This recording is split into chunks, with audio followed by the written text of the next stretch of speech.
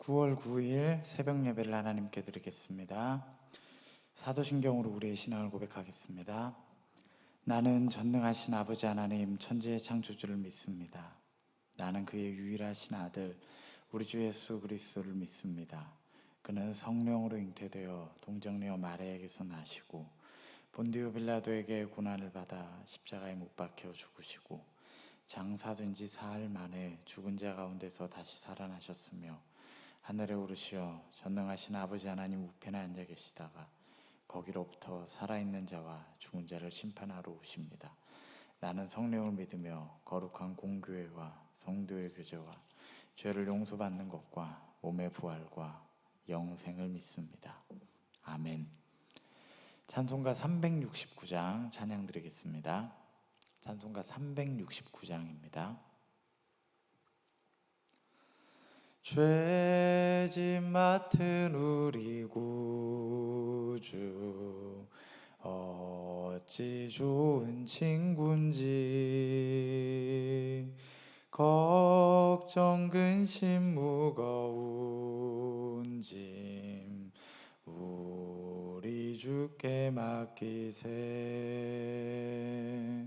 주께 고함 없는 고로 복을 받지 못하네. 사람들이 어찌하여 아뢰 주를 모를까. 시험 걱정 모든 괴로움 없는 사람 누군가. 부질없이 낙심 말고 기도드려 아뢰세. 이런 진실하신 친구 찾아볼 수 있을까. 우리 약함 아시오니 어찌 아니하릴까. 근심 걱정 무거운 짐 아니진 자 누군가. 피난처는 우리 예수 주께 기도드리세. 세상 친구 멸시하고 너를 조롱하여도 예수 품에 안기어서 참된 위로 받겠네. 아멘.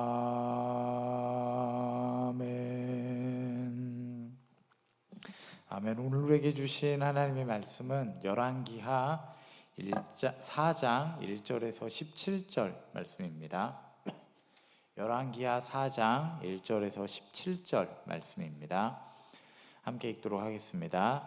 선지자의 제자들이 아내 중에 한 여인이 엘리사에게 부르짖어 이르되 당신의 종 나의 남편이 이미 죽었는데 당신의 종이 여호와를 경외한 줄을 당신이 아시는 바니이다.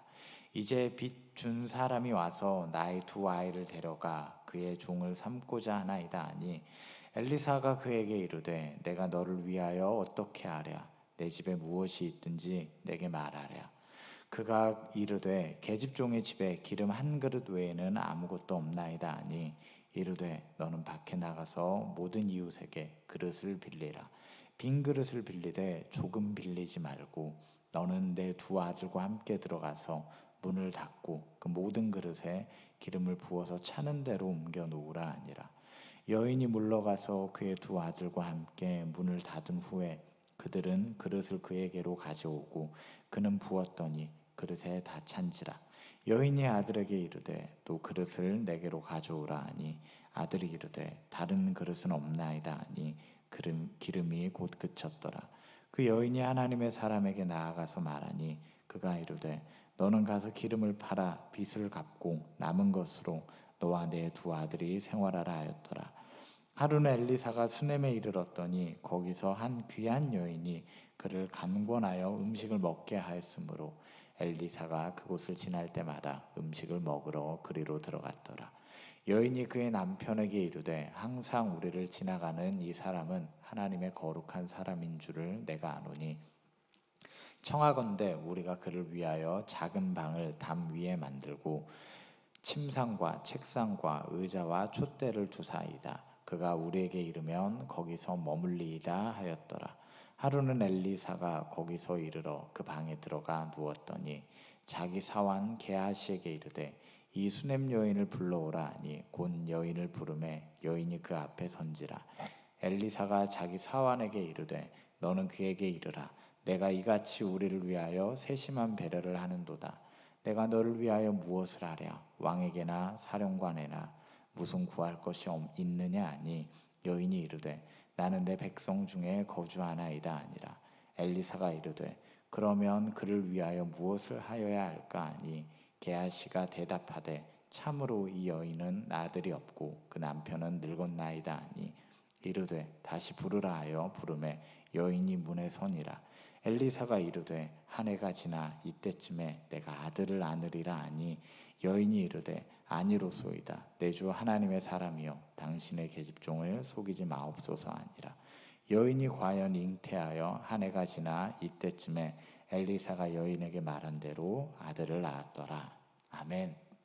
네, 오늘 또 우리 각처에서 우리 새벽을 깨우시며 영상 예배를 드리시는 우리 모든 성도님들 가운데 하나님의 은혜가 함께하기를, 또 더불어 올 추석 연휴 가운데 정말로 하나님이 힘주시고 함께하시는 그런 은혜 넘치는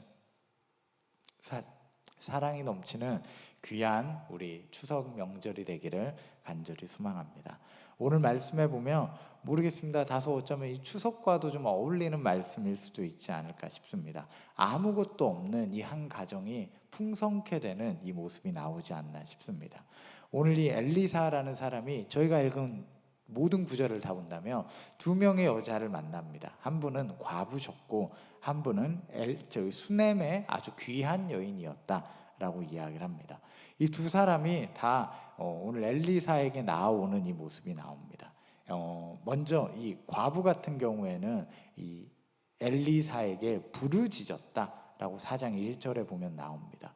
부르짖은 이유는 뭐냐면 당신의 제자인 나의 남편이 죽었다. 그래서 우리 집은 살 길이 없다. 당장 나의 아들들이 2명이 있는데 지금 종으로 팔려가야 되는 상황이다. 나는 어떻게 합니까? 당신이 좀 책임져 주십시오. 내가 어떻게 해야 됩니까? 라고 이 엘리사에게 묻는 모습이 나옵니다. 또 뒤에 수넴 여인이 나옵니다. 수넴 여인은 한 귀한 여인이었다라고 이야기를 합니다. 그래서 엘리사가 올 때마다 귀하게 음식을 대접했던 것 같습니다. 그럼 엘리사도 좀 눈치 있게 그냥 한두 번 먹고 그냥 말아야 되는데 올 때마다 지금 8절에 보니까 그리로 들어갔다라고 이야기를 합니다. 그럼 여인이 정말 싫은 티 없이 잘 먹이다가 어느 날은 9절에 보니까 남편에게 이렇게 결단을 했다라고 합니다. 지금 자주 오시니까 아예 우리 집에 그분의 거처를 좀 만들면 어떻습니까? 라고 남편에게 이야기하는 모습이 나옵니다. 그래서 엘리사가 11절에 보니까 그곳 가운데 그 집 안에, 다른 집 안에 그 하나의 방 안에서 계속해서 머물고 있는 이 모습이 나옵니다. 그래가지고 본인도 되게 좀 민폐라고 생각을 했나 봐요. 그래서 어느 날 여인을 부릅니다. 12절에 보니까 여인을 불러가지고 이야기를 합니다. 너가 구할 게 있냐? 너가 소원이 있냐? 내가 사령관은 아니고 왕은 아니지만 왕 앞에 있다라고 생각하고 사령관 앞에 있다라고 생각을 하고 무엇이든지 한번 구해봐라 라고 이야기를 합니다. 그러자 이 사람의 대답은 깔끔합니다. 나는 그냥 백성이다. 내가 구할 게 있어서가 아니라 그냥 나는 당신의 수하인 거고 나는 아무것도 아닌 거고 나는 그저 백성이라 당신을 섬기는 것뿐입니다 라고 이야기하는 이 모습이 나옵니다. 오늘 이 두 사람 다 엘리사를 통하여서 놀라운 기적과도 같은 은혜가 이 가정 가운데 임합니다. 몇 가지 좀 특징적인 것들을 좀 볼 수 있었으면 좋겠는데, 두 사람의 굳이 공통점을 찾는다라고 한다면 무엇보다 선지자에게 혹은 하나님께 나아왔다라는 겁니다. 누군가는 어떠한 목적 없이 그저 섬기고자 하는 마음으로 교육자를 섬기고, 정말 아무런 목적 없이, 아무런 티 없이, 아무런 분노 없이, 아무런 이상한 마음 없이 그저 돕기 위해 나오신 한 분이 계셨습니다. 자기 마음 가운데 소망하는 것들도 있었는데 그냥 그런 것들 또한 티도 내지 않고, 자신의 결여에 대한 어떤 이런 티를 내지 않고 그저 섬겼던 한 사람이 있었는데, 어쨌거나 기어이 교육자에게 나와 혹은 하나님께 나와 섬기고 돕고 그를 인정하는 이 일 가운데 참여했습니다. 또 다른 한 분은 굉장히 불평불만 가득하게 나와왔습니다. 요구사항이 분명했습니다. 이것 좀 해주십시오. 나를 좀 어떻게 좀 해주십시오. 우리 가정이 너무나도 지금 처참합니다. 어떻게 하겠습니까, 목사님? 어떻게 하겠습니까, 선지자님? 하나님, 나는 어떻게 해야 됩니까? 라고 지금 나아오는 모습이 나옵니다. 두 사람 다 이 투정어린 말이든 혹은 넉넉한 마음이든 공통점이 있다면 하나님께 나아왔다라는 겁니다.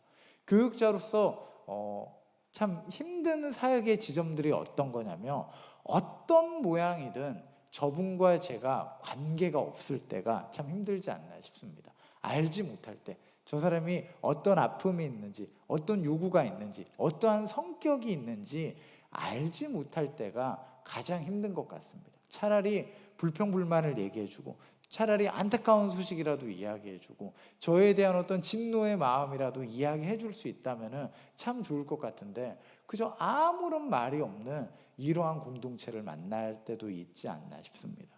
그러나 오늘 여기 보면 이 말씀 가운데 선지자와 관계를 맺어가는 모습이 나옵니다. 누군가는 그저 섬김으로 관계를 맺어갔고, 누군가는 불평불만을 이야기하면서 요구사항을 이야기하면서 관계를 맺어갔습니다. 두 사람 다 결국 그들이 원하는 것 가운데, 그들 가운데 하나님의 은혜에 도착했다라는 겁니다.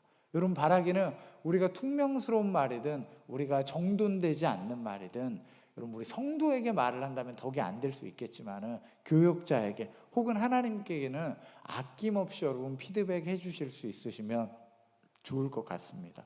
제가 엘리사처럼 적절한 대답을 할 수 없을지도 모르겠지만, 여러분 바라기는 우리가 하나님 앞에, 또 교육자 앞에, 교회 앞에서 숨지 않는 저와 여러분 되기를 간절히 소망합니다.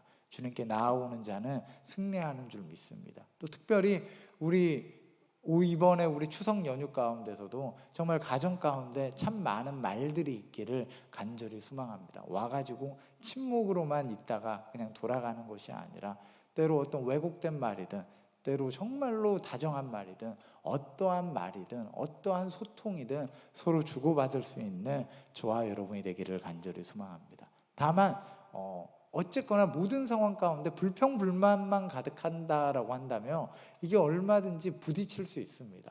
방금 가정 가운데 어떤 모양이든 피드백이 있으면 좋겠다라고 했는데, 어떤 한 분이 오셔가지고 나 아버지한테 불만이 있어요, 형제한테 불만이 있어요, 고모한테 이모한테 불만이 있어요 라고 이야기를 했는데, 이걸 받아주지 않으면 마음 감정만 상하고 차라리 아무 말도 하지 않는 것보다 더 이상한 공동체가 되어서 헤어질지도 모르지 않을까 싶습니다. 오늘 2절에 보면 엘리사에게 불평불만을 하는, 엘리사에게 요청을 하는, 당신의 제자가 죽었다, 어떻게 할 거냐라고 이야기하는 이 과부를 향하여서 엘리사가 이렇게 이야기를 합니다. 내가 너를 위하여 어떻게 할까라고 묻는 모습이 나옵니다. 여러분, 이 말을 우리가 잘 기억할 수 있었으면 좋겠고, 이번 추석 가운데 또 여러분의 일상 가운데 여러분 우리가 누군가에게 이런 말을 할 수 있는 저와 여러분이 되기를 간절히 소망합니다. 여러 아쉬운 소리를 들을 때, 어떤 피드백을 들을 때, 어떤 요구사항을 들을 때, 저 사람 가운데 나에게 뭔가 마음의 소원이 있는 것처럼 내가 느껴질 때, 여러분 우리가 감당할 수 없을 것 같다라는 그런 두려움보다도 주님을 의지함으로, 정말로 하나님이 주신 마음으로 영혼을 바라보면서 기꺼이 우리가 누군가에게 내가 너를 위하여 뭐 어떻게 할까라고 말할 수 있는 저와 여러분이 되기를 간절히 소망합니다. 이 과부와 이 수냄 여인과의 관계를 잘 풀어낼 수 있었던 힘은 아마도 이 엘리사에게 있지 않았을까 싶습니다. 엘리사는 이 한 퉁명스러운 사람을 향하여서 이야기를 합니다. 내가 당신을 어떻게 도울까요? 내가 당신을 어떻게 도울까요? 내가 무엇을 하면 될까요? 라고 묻는 모습이 나옵니다. 그리고 그들의 안타까운 소식을 듣고 최선을 다하여서 자신이 할 수 있는 방법을 다하여서 또 하나님께 물으며 이 사람들의 피로를 채워주는 엘리사의 모습이 나옵니다. 이후에 나오는 수넴 여인도 마찬가지입니다. 수넴 여인은 아무것도 바랄 게 없다라고 얘기했습니다. 나 당신에게 기대하는 것도 없고 바라는 것도 없고 그저 나는 섬기고 싶을 뿐입니다 라고 이야기를 했습니다.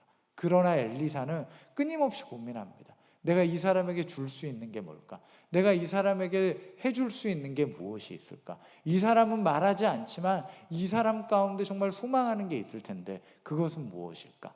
를 고민하다가 게하시를 통하여서 그 가정 가운데 피로를 깨닫습니다. 그리고 그것을 해결해 주는 엘리사의 모습이 나옵니다. 여러분, 우리의 시선은 어떠합니까? 그저 사람들이 괜찮다 그러면 괜찮은 줄 알고, 사람들이 불평불만이 있으면 그저 불평불만이 있다라고만 생각하는 혹시나 그런 우리의 모습인지는 아는지 한번 돌아볼 수 있는 저와 여러분이 되기를 간절히 소망합니다. 오늘 엘리사의 시선은 사람들을 향하였습니다. 이 엘리야의 후계자로서 정말 이 땅을 책임져야 되는 사람으로서 그 책임감과 그 사람에 대한 사랑의 마음이 엘리사에게 있지 않았나 싶습니다. 여러분, 오늘 가정이 모였습니다. 가정을 보면서, 자녀들을 보면서 여러분은 책임감을 느낍니까? 사랑의 마음을 느낍니까? 여러분, 그 마음을 느낀다라고 한다면 여러분, 오늘 주님께 기도하며 하나님, 이번 추석 때 나는 어떻게 해야 될까요? 저 사람들에게 무엇을 말해야 될까요? 저 사람들의 피로를 어떻게 나는 채워야 될까요? 라는 마음으로 다가갈 수 있는 저와 여러분이 되기를 간절히 소망합니다. 보기 싫은 사람 빨리 보고 빨리 헤어져야겠다. 불편한 사람들 이번에 어떡하냐, 이런 마음보다도 내가 저들을 도울 수 있는 건 무엇이 있을까? 내가 저 사람에게 내가 해줄 수 있는 것은 무엇이 있을까? 그들이 직접적으로 피드백한다면 그 부분에 대해서, 혹은 피드백하지 않더라도 우리가 그들의 마음을 살펴주고 알아줄 수 있는 귀한 이 땅의 엘리사와 같은 정말 하나님께서 귀하게 쓰시는 그리스도인들이 되기를, 그리스도인으로 덕을 펼쳐나가는 한 사람이 되기를 간절히 소망합니다. 그렇게 귀한 명절 보내시고 또 주일에 뵙도록 하겠습니다. 모두 승리하십시오. 기도하겠습니다. 하나님, 오늘 우리 말씀을 봅니다. 오늘 이 엘리사가 돕는 한 두 명의 여인이 나옵니다. 두 명은 엘리사에게 나아왔고 엘리사는 그들에게 또한 다가갔습니다. 하나님, 우리가 사람들과 소통할 때 정말로 하나님, 주님이 주신 마음으로 우리가 다가갈 수 있는 우리의 모습이 되기를 간절히 소망합니다. 또 교회와 하나님과 또 교역자와 소통하기를 두려워하고 빼고 숨는 것이 아니라 나의 약한 모습이든 나의 부족한 모습이든 나의 섬김의 모습이든 기꺼이 나의 모습을 하나님께, 교역자에게, 교회에게 오픈할 수 있는 우리의 신앙이 되기를 간절히 소망합니다. 또 누군가의 모난 소리와 또한 누군가의 침묵을 보면서 하나님, 그들의 피로와 그들의 마음을 알아줄 수 있는 그 시선과 마음이 우리 가운데 있기를 간절히 소망합니다.